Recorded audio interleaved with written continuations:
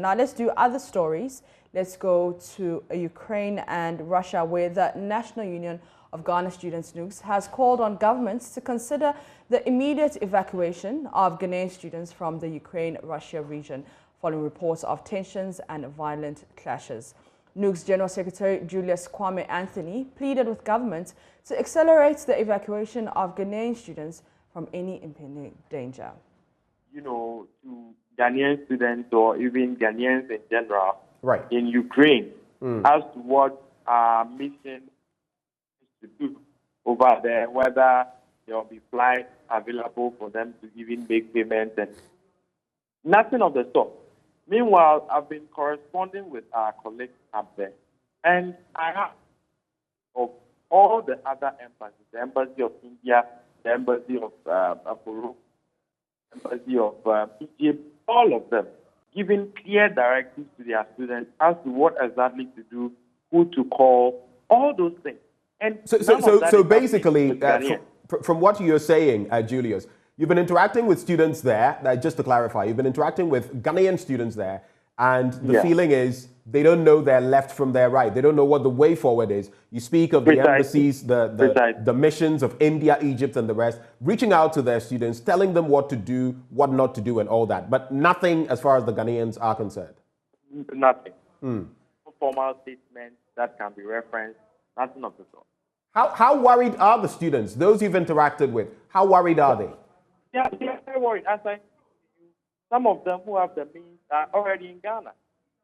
Wow. I met two of them yesterday who are already in Ghana. And one was even in Kharkiv. And Kharkiv was one of the regions that there were airstrikes today. And I was speaking to him this dawn, and according to him, others are calling him with a whole lot of frustration. I spoke with quite a number, even prior to the airstrikes this morning. Right. That was yesterday in the day. And there's a sense of worry, but we don't seem to see any urgency, you know, in response to that level of worry. And with this sort of thing, I don't think that we even need students to start expressing worry before government acts. Once this situation begins, it's incumbent on, you know, our mission over there to give direction. And there's no embassy of Ghana in Ukraine itself directly. It's only in Switzerland, and then there's a consulate who works with those in Ukraine. But up to now, there's been no statement from them to give any direction like the others are doing. And personally, I feel frustrated by it because we were in China, you know, in the advent of COVID, even though COVID is not necessarily war. Right. There's a state of emergency. We were having, if in case of anything, called. When there was the need for evacuation, we were evacuated. So to have a similar situation in what appears to be, tensions and possibilities of an all-out war, we feel that government is not doing enough.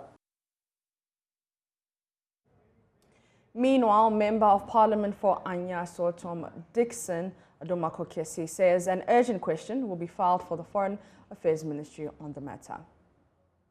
We need to pose the question to our Foreign Affairs Ministry and have the Foreign Affairs Ministry answer to us as Ghanaians as to what steps or what they know. And I think that will be apt. And that will be an urgent question. It is an urgent question. Well, over to you. So, yeah, I agree largely with what he has said, except that I don't agree that it is too early for us to do anything. I think that it is. I don't think he. I said evacuation. That's what he said. He said it's too early to evacuate. To consider evacuation. We should wait and see. So not anything. The students don't feel that way. Trust me. Yeah, exactly. That's the point. That's where I disagree. I don't think that it is too early for us to begin to consider evacuation. Right. Evacuation is not just an event. It's going to take a whole lot of processes put in place for that to happen, and so we must begin doing that now. Especially when we are told that communication lines are being cut off, food supplies will soon become a challenge. And even the possibility of flying out is will also become a challenge. So I think we must begin to put the structures in place to ensure that they are evacuated from Ukraine as soon as